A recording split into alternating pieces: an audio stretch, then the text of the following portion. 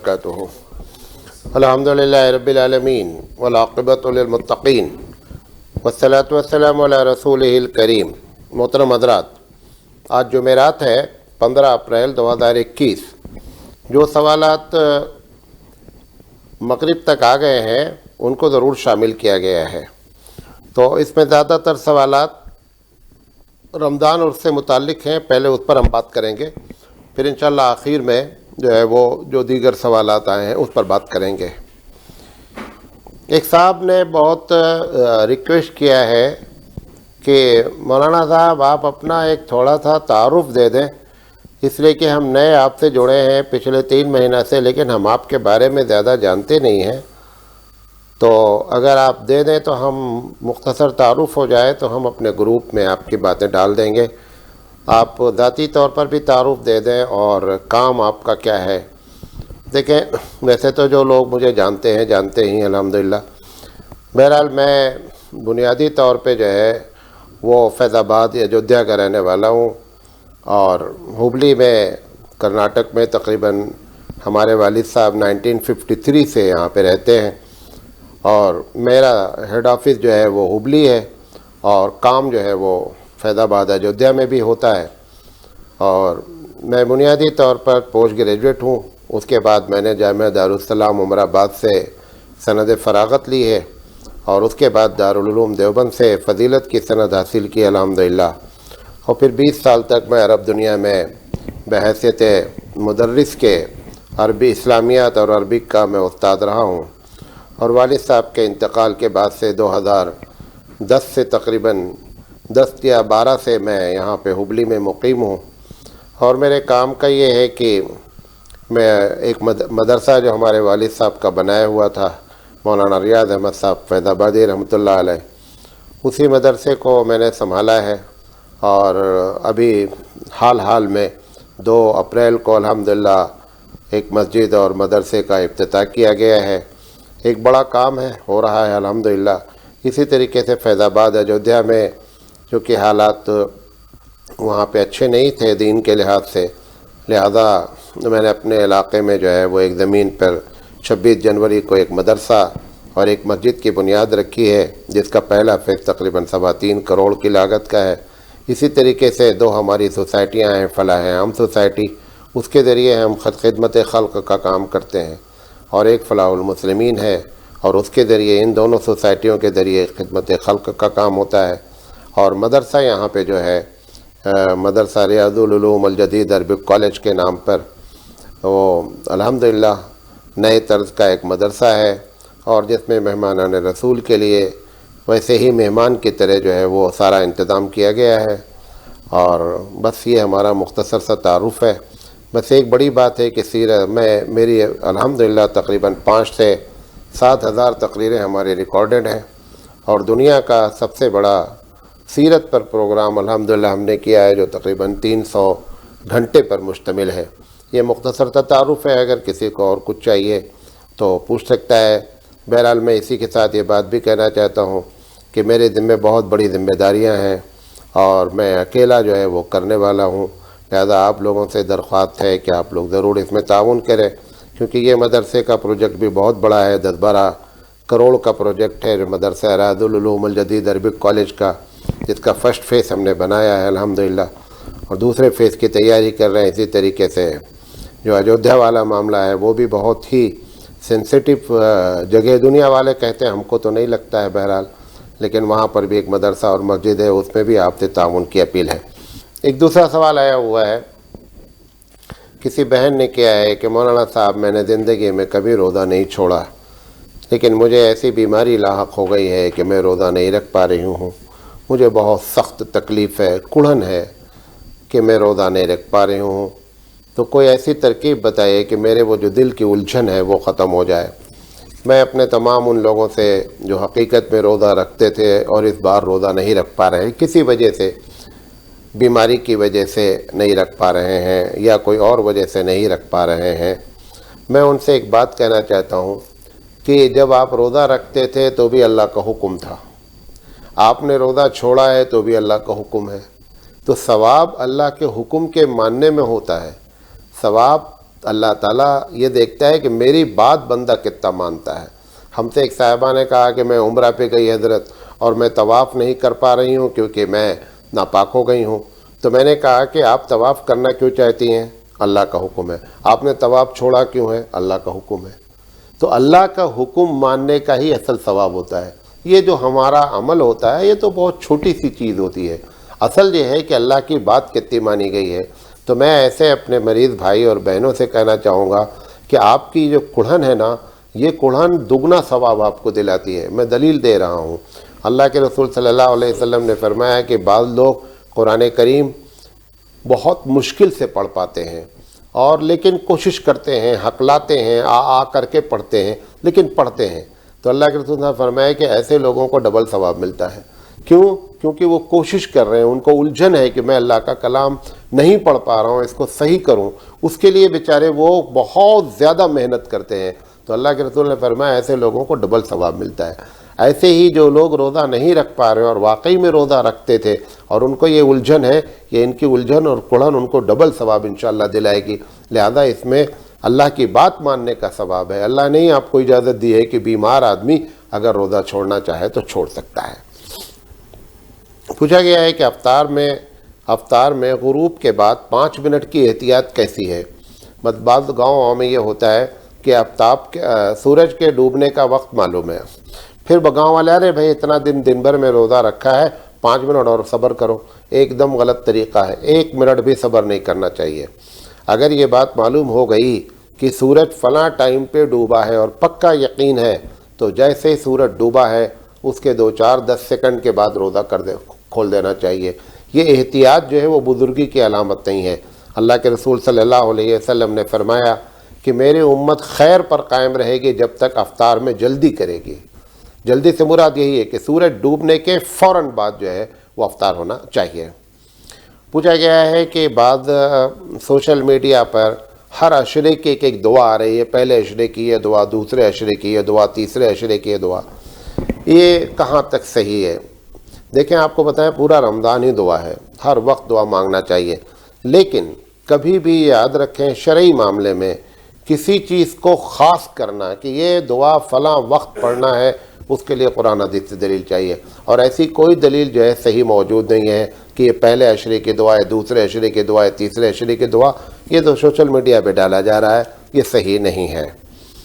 پوچھا گیا روزے کی حالت میں سینیٹائزر لگانا کیسا ہے؟ سینیٹائزر ہاتھ میں لگایا جاتا ہے، کوئی منہ میں تو ڈالا نہیں جاتا ہے، لہذا ہاتھ میں لگانے سے کوئی فرق نہیں پڑتا ہے، لگایا جا سکتا ہے۔ پوچھا گیا ہے کہ فدیے کا کیا حکم ہے؟ دیکھیں فدیے کے بارے میں بہت زیادہ لوگ کنفیوز، فدیہ کہتے ہیں کہ ایک آدمی نے روزہ نہیں رکھا، اب نہیں رکھا تو اس کی جگہ پر وہ فدیہ دے دے، یہ سمجھتا ہے، یہ ایک دم غلط مسئلہ لوگ جانتے ہیں۔ فدیہ صرف اس شخص کے لیے ہے جس کے زندگی میں اب یہ طے ہو جائے کہ زندگی میں کبھی روزہ نہیں رکھ سکتا۔ مثال کے طور پر ایک مسافر ہے، مسافر کے 5 روزے چھوٹ گئے، وہ فدیہ نہیں دے سکتا ہے کیونکہ جب سفر ختم ہوگا تو وہ رمضان کے بعد روزہ رکھے۔ حاملہ عورت ہے، پریگننٹ عورت ہے، روزہ نہیں رکھ پا رہی ہے، اس کے روزے چھوٹ گئے، چاہے 30 روزے چھوٹے یا 2-4 چھوٹے، وہ سمجھتی ہے میں فدیہ دے دوں، قطعی فدیہ نہیں دے سکتی ہے۔ پریگننسی کے بعد جب بچہ پیدا ہو جائے تو اس کے بعد اس روزے کی قضا کرنی ہے۔ اسی طرح بات دودھ پلانے والی مائیں سمجھتی ہیں کہ میں چونکہ دودھ پلا رہی ہوں لہذا میرا 10 روزہ چھوٹا ہے تو میں فدیہ دے دوں گا، ایک دم غلط ہے۔ نہ مسافر فدیہ دے سکتا ہے، نہ حاملہ دے سکتی ہے، نہ دودھ پلانے والی دے سکتی ہے، نہ بیمار دے سکتا ہے۔ دے کون سکتا ہے؟ جو سمجھ لے کہ اب میں زندگی میں کبھی روزہ رکھنے کے لائق ہی نہیں ہوں، وہی فدیہ دے سکتا ہے۔ جیسے مثال کے طور پر ایک آدمی بوڑھا ہو گیا ہے، بڑھاپے کی وجہ سے روزہ نہیں رکھ پا رہا، اب یقینی بات ہے اگلے سال مزید بوڑھا ہوگا، ایسا تو نہیں ہے کہ بوڑھا ہے اگلے سال جوان ہو جائے گا، تو مزید بوڑھا ہوگا، یہ فدیہ دے دے کیونکہ اس کا بڑھاپا بڑھتا جائے گا، ورنہ یہ جتنی چیزیں ہیں روزہ قضا کرنی پڑتی ہے۔ روزہ کا فدیہ ایسے نہیں ہے کہ ہم روزہ ہمارا چھوٹ گیا کسی وجہ سے ہم فدیہ دے دیں، اور اگر فدیہ دینا ہے تو ایک روزے کا فدیہ 2.25 کلو منیمم گیہوں ہوتا ہے۔ چونکہ ہم ہندوستان کے لوگ زیادہ تر غریب لوگ ہیں اس لیے فدیہ 2.25 کلو گیہوں بتاتے ہیں، ورنہ اگر کوئی کھجور دینا چاہے تو 3.25 کلو کھجور دینا چاہیے، اگر اللہ نے پیسہ دیا ہے تو 2.25 کلو گیہوں کے بجائے 3.25 کلو کھجور کی قیمت لگا کر کے دے۔ بہرحال پوچھا گیا ہے کہ کیا غیر مسلم کو زکوٰۃ کی رقم دے سکتے ہیں یا کن کن کو زکوٰۃ کی رقم نہیں دے سکتے ہیں۔ بات سمجھ لیں کہ زکوٰۃ جو ہے وہ والدین کو نہیں دے سکتے ہیں، نمبر 1، زوجین کو، میاں بیوی کو نہیں دے سکتے ہیں، اولاد کو نہیں دے سکتے ہیں۔ اولاد سے مراد بیٹا، بیٹے کا بیٹے کا بیٹا، باپ سے مراد باپ، باپ کا باپ کا باپ، ساری نسل، ماں، ماں سے مراد ماں کی ماں، سب کچھ تو اوپر نیچے تک اس میں شامل ہوتے ہیں۔ اسی طرح غیر مسلم کو زکوٰۃ نہیں دے سکتے ہیں، سید کو زکوٰۃ نہیں دے سکتے ہیں، صاحب نصاب کو زکوٰۃ نہیں دے سکتے ہیں۔ ان کے علاوہ بقیہ کسی کو، بھائی کو زکوٰۃ دی جا سکتی ہے، بہن کو دی جا سکتی ہے، چچا کو دی جا سکتی ہے، پھوپھی کو زکوٰۃ دی جا سکتی ہے، سب کو زکوٰۃ دی جا سکتی ہے۔ جو میں نے بتایا ان کے علاوہ سب کو زکوٰۃ دی جا سکتی ہے۔ پوچھا گیا زکوٰۃ کن پر واجب ہے؟ یہ ایک بڑا سوال ہے، جن صاحب نے پوچھا ہو وہ ذاتی طور پر پوچھ لیں تو بہتر ہے۔ پوچھا گیا سحری میں لیٹ اٹھے اور اٹھنے کے بعد جب گھڑی دیکھی تو 6 بجے تھے، تو اٹھ کر پانی پی لیا اور روزہ رکھ لیا، تو کیا یہ میرا روزہ صحیح ہے؟ ایک دم صحیح نہیں ہے۔ پہلی بات 6 بجے کوئی نہیں، سحری کا وقت جو ختم ہوتا ہے اس کے بعد جب بندہ پانی پیا، مثال طور پر یہاں پر کرناٹک میں 5:02، 1 منٹ یا 4:45 4:55 ایسے ختم ہو رہا ہے۔ اب ایک آدمی 6 بجے اٹھ کر کے پانی پیا ہے تو قطعی روزہ نہیں ہو سکتا ہے۔ پوچھا گیا اگر سحری نہیں کھائی تو کیا روزہ رکھ سکتے ہیں؟ سحری کھانا افضل ہے، سحری چھوٹ گئی آپ روزہ رکھ لیں۔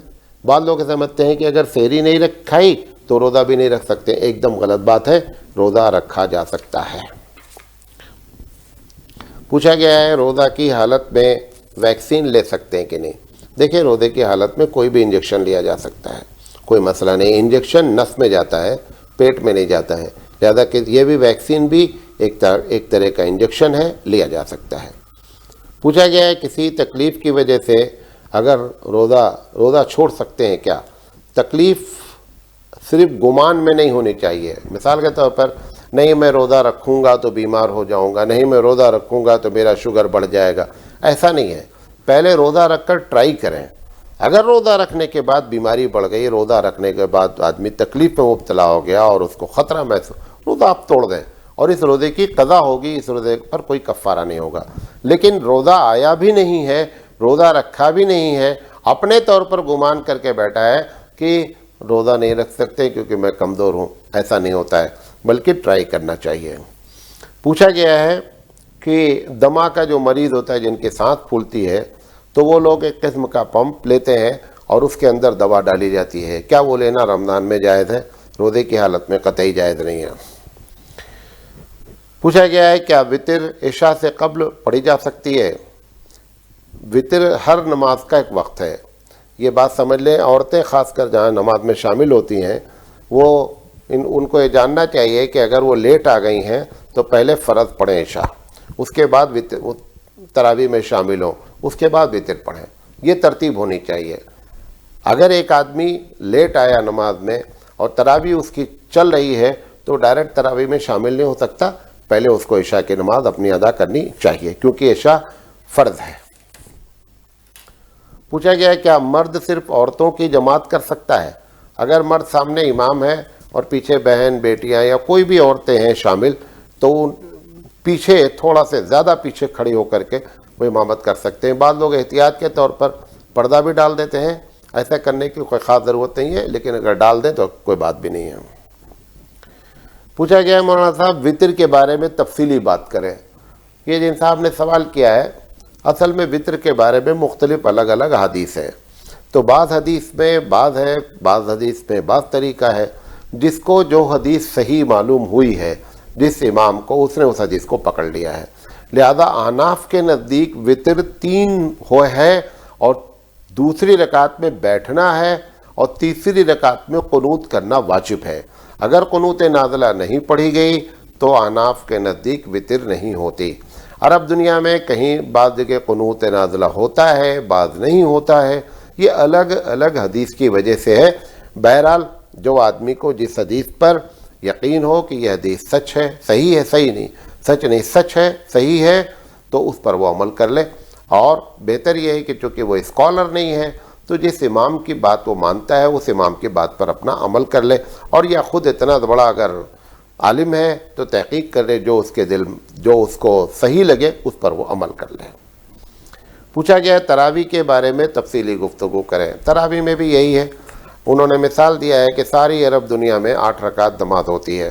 حالانکہ یہ بات اب پچھلے 15-20 سال سے شروع ہوئی ہے, اس کے پہلے ایسا نہیں ہوتا. میں بھی عرب دنیا میں رہا ہوں, 1990 سے رہا ہوں, بلکہ 89 سے رہا ہوں.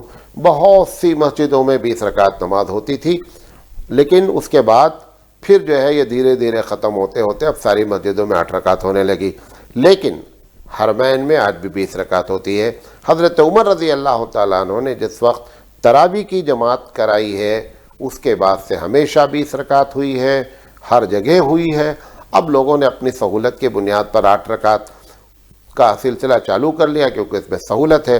پھر جو بچا کھچا تھا وہ لاک ڈاؤن نے پورا کر دیا, اور لاک ڈاؤن میں لوگوں نے اور زیادہ 8 رکعت میں اپنے آپ کو نپٹانا شروع کر دیا. لیکن اس کا یہ مطلب نہیں ہے کہ 20 رکعت غلط ہے, بلکہ 20 رکعت پر زیادہ دلائل ہیں. اور حضرت عمر رضی اللہ تعالیٰ عنہ کے زمانے سے لے کر کے تراویح پر پوری تاریخ لکھی گئی ہے کہ 1000 سال سے مسجد نبوی میں اور بیت اللہ میں 20 رکعت نماز الحمدللہ پڑھی جاتی ہے. پوچھا گیا ہے کہ بدعتی کے پیچھے جو ہے وہ نماز پڑھ سکتے کہ نہیں. دیکھیں, ایک ہوتا ہے بدعت, ایک ہوتا ہے شرک. اگر کوئی آدمی شرک کرتا ہے, کوئی بھی شرک کرے, تو کسی کی نماز مشرک کے پیچھے نہیں ہوتی ہے, کسی کی بھی نہیں ہوتی, نہ دیوبندی کی ہوتی, نہ بریلوی کی ہوتی, نہ اہل حدیث کی ہوتی. کسی آدمی کی نماز ایسے امام کے پیچھے نہیں ہوتی ہے جو کھلم کھلا شرک کرتا ہے. پوچھا گیا ہے کہ مولانا صاحب ہمارے ہاں امام صاحب نے عشاء کی رکعت میں غلطی کر دی, قرات میں نماز ہوئی کہ نہیں ہوئی. دیکھا, ایسے نہیں بتایا جا سکتا. یہ معلوم ہونا چاہیے امام صاحب نے غلطی کی کیا ہے, کیا غلطی ہوئی ہے, وہ بتائیں گے تب بات سمجھ میں آئے گی. تب آپ کو بتایا جا سکتا ہے کہ یہ غلطی کس حد تک ہوئی ہے, اس سے معنی بدلا ہے یا نہیں بدلا ہے, تب جا کر کے بات کہی جا سکتی. محض قرات کی غلطی سے جو ہے وہ اس طریقے سے نماز کے بارے میں فتویٰ نہیں دیا جا سکتا. پوچھا گیا ہے کسی کے پاس سونا ہے مگر اس نے قرضہ لیا ہوا ہے تو کیا حکم ہے. مطلب مثال کے طور پر ایک آدمی کے پاس سونا ہے لیکن قرضہ لے رکھا ہے, تو زکوٰۃ کا کیا حکم ہے. تو جتنا قرضہ لیا ہے سونے کی ویلیو نکال لیں. مثال کے طور پر سونے کی ویلیو 10 لاکھ روپے ہے, قرضہ اس نے 8 لاکھ روپے لیا ہے, تو گویا یہ 2 لاکھ کا مالک ہے. 2 لاکھ چونکہ صاحب نصاب ہو جاتا ہے آدمی, 2 لاکھ کے اوپر وہ زکوٰۃ دے گا, 10 لاکھ پر زکوٰۃ نہیں دے گا. پوچھا گیا ہے کہ آج کل امارات میں اور عرب دنیا میں 8 رکعت تراویح ہو رہی ہے, تو کیا ہم بقیہ نماز آ کر کے 12 رکعت اپنے گھر پر پڑھ سکتے ہیں؟ ایک دم پڑھ سکتے ہیں, کوئی مسئلہ نہیں ہے. ایک صاحب نے پوچھا ہے کہ مولانا صاحب رمضان کی زکوٰۃ کب تک دے سکتے ہیں. یہ میری سمجھ سے بھائی کو یہ شبہ ہو گیا ہے کہ زکوٰۃ رمضان میں نکالنی چاہیے, حالانکہ ایک دم غلط بات ہے. زکوٰۃ مثال کے طور پر ایک لڑکی کی شادی جو ہے وہ شوال میں ہوئی, یا ایک لڑکے کی شادی رجب میں ہوئی, اور اس کی ماں نے اس کو 10 تولہ سونا دے دیا. اب اگلا جب رجب آئے گا تو اس کے اوپر زکوٰۃ ہو جائے گی. تو یہ کوئی رمضان جو ہے وہ زکوٰۃ کا مہینہ نہیں ہے کہ رمضان میں لوگ نکالتے کیوں, اس کی وجہ آپ کو بتا دیتے ہیں. کیونکہ ایک بعض حدیث میں ایسا آتا ہے کہ ایک فرض کا ثواب 70 گنا بڑھ جاتا ہے. لہذا لوگ یہ سمجھتے ہیں کہ فرض اگر رمضان میں ادا کیا جائے گا تو اس کا ثواب زیادہ ہوگا, اس وجہ سے لوگ زکوٰۃ رمضان میں نکالتے ہیں, ورنہ رمضان کوئی زکوٰۃ کا مہینہ نہیں ہے. پوچھا گیا اگر رمضان سے 1 ہفتہ قبل 5 لاکھ روپے ہمارے پاس آئے تو اس رقم پر زکوٰۃ کا کیا حکم ہے, کیونکہ ابھی اس پر سال نہیں گزرا, صرف 5 ہی دن گزرا ہے. یہ بھی بہت سے لوگ اس مسئلے میں غلط فہمی کے شکار ہیں, اس کو بھی سمجھنے کی کوشش کریں. ایک آدمی جو صاحب نصاب ہے ہر سال زکوٰۃ دیتا ہے, اس کے پاس جو اس نے اپنا دن متعین کیا ہے کہ ہم کو 5 رمضان کو زکوٰۃ دینی ہے, 1 رمضان کو 5 لاکھ روپے آ گئے اور یہ صاحب نصاب پہلے سے ہے, یہ 5 لاکھ پر بھی زکوٰۃ دینی ہے. جو ہولان ہول جسے کہتے ہیں کہ سال بھر گزرنا, وہ صرف اس مال پر ہے جو آدمی صاحب نصاب نہیں ہے.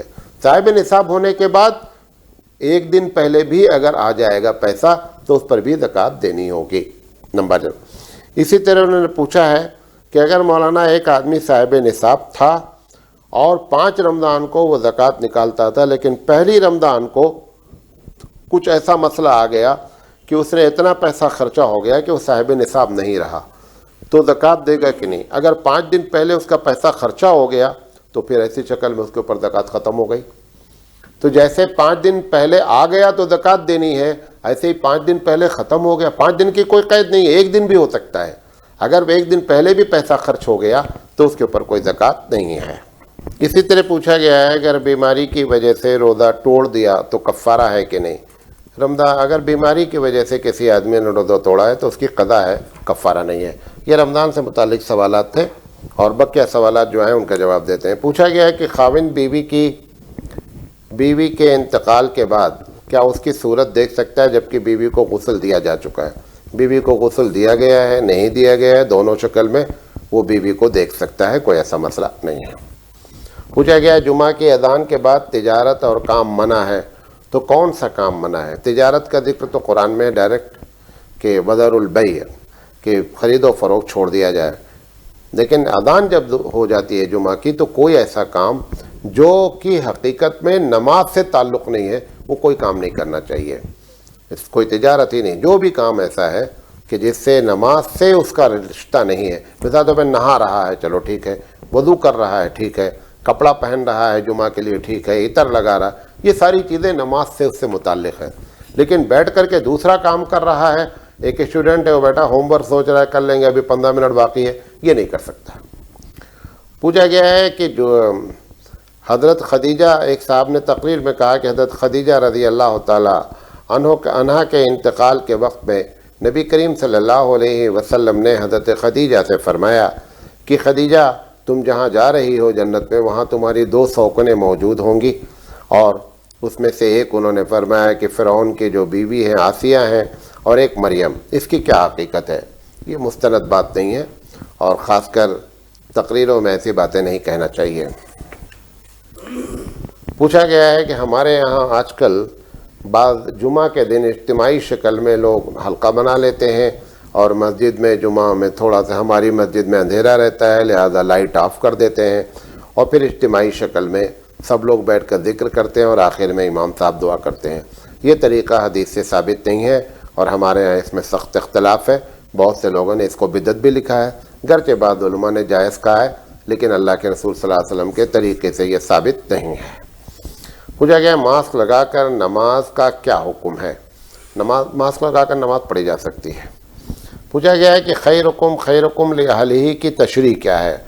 जिन्होंने पूछा है सवाब वो समझ रहे हैं कि जिसकी उन्होंने बल्कि मिसाल भी दी है कि अगर कोई आदमी नेक है, जब तक उसकी बीवी उसको नेक ना बोले तब तक वो नेक नहीं माना जाता। लोग इसकी तशरीह इस तरीके से करते हैं। हालांकि इस हदीस की तशरीह में ये बात भी कही जा सकती है कि तुम में का बेहतर शख्स वो है जो अपने घर वालों के लिए बेहतर है। इसमें औरत भी शामिल हो सकती है, मर्द भी शामिल हो सकता है। औरत वो कि जिसको घर वाले, बच्चे, शौहर बोले अच्छी है, वो अच्छी बीवी है। इसी तरीके से शौहर जिसको घर वाले और उसकी बीवी बोले, तो लिहाजा दोनों माना इससे निकाला जा सकता है, इसमें कोई ऐसी कैद नहीं है। पूछा क्या इस्लामी लिबास क्या है? इस्लामी लिबास वो है कि जिससे सतर ढका रहे। इस्लामी कोई ख़ास लिबास नहीं, सालिहीन का लिबास होता है। इस्लामी कोई ख़ास लिबास अल्लाह के रसूल ने फ़िक्स नहीं किया है। पूछा गया 13 साल का बच्चा इमामत कर सकता है कि नहीं? अगर वो बच्चा बालिग हो गया है, जिसको शरई लिहाज से बुलूगत कहते हैं, तो इमामत कर सकता है। लेकिन अगर बालिग नहीं हुआ है तो कम से कम अहनाफ के नज़दीक 15 साल की कैद है। 15 साल से पहले बच्चा इमामत नहीं कर सकता। पूछा गया काफिर और मुर्तद में क्या फ़र्क है? मुर्तद का मतलब ये होता है कि एक आदमी ईमान ले आया, उसके बाद कुफ्र किया तो मुर्तद हुआ, और काफिर वो होता है जो ईमान लाया ही नहीं। पूछा गया है कि बाद लोग कहते हैं कि दाढ़ी का मुड़ने वाला मुर्तद कहलाता है। गलत बात है। दाढ़ी का मुड़ने वाले को फासिक कहा जाता है, मुर्तद नहीं कहा जाता है। पूछा गया क्या ख़ुदकुशी करने वाले के लिए दुआए मग़फ़िरत की जा सकती है? ख़ुदकुशी करने वाले के लिए दुआए मग़फ़िरत कर सकते हैं। पूछा है कि रमज़ान के पहले रोज़े की ख़बर पर जो खुशखबरी देते हैं उसकी क्या फजीलत है? यह सोशल मीडिया पे बहुत आता है कि रमज़ान के पहले रोज़े की जो खुशखबरी देगा उसके ऊपर जहन्नम की आग हराम है। एकदम गलत बात है। یہ ایک دم غلط بات ہے، کسی حدیث میں نہیں ہے، ضعیف حدیث کچھ بھی نہیں ہے، یہ لوگوں نے اپنے طرف سے بنا لیا ہے۔ پوچھا گیا حدیث کی قسمیں الگ الگ ہیں تو اس سے عمل پر بھی فرق پڑتا ہے، یقینی بات ہے۔ صحیح حدیث پر سب سے پہلے عمل کیا جاتا ہے، اگر فضائل میں ہے تو ضعیف حدیث پر بھی عمل کر لیا جاتا ہے، لیکن ضعیف حدیث کسی بھی کبھی بھی کوئی مسئلے کے لیے مطلب کسی مسئلے کا حکم دینا، کوئی منع کرنا، وہ کسی ضعیف حدیث سے ثابت نہیں ہوتا ہے۔ تو اس طریقے سے حدیث میں الگ الگ باتیں ہوتی ہیں، حدیث کے ضعیف اور صحیح ہونے کے لحاظ سے حکم لگایا جاتا ہے۔ یہ فن حدیث سے متعلق سوال ہے، یہ باتیں آپ کے سامنے تھیں، جو سوالات آئے تھے ان کو پورا کیا گیا۔ وآخر دعوانا ان الحمد للہ رب العالمین۔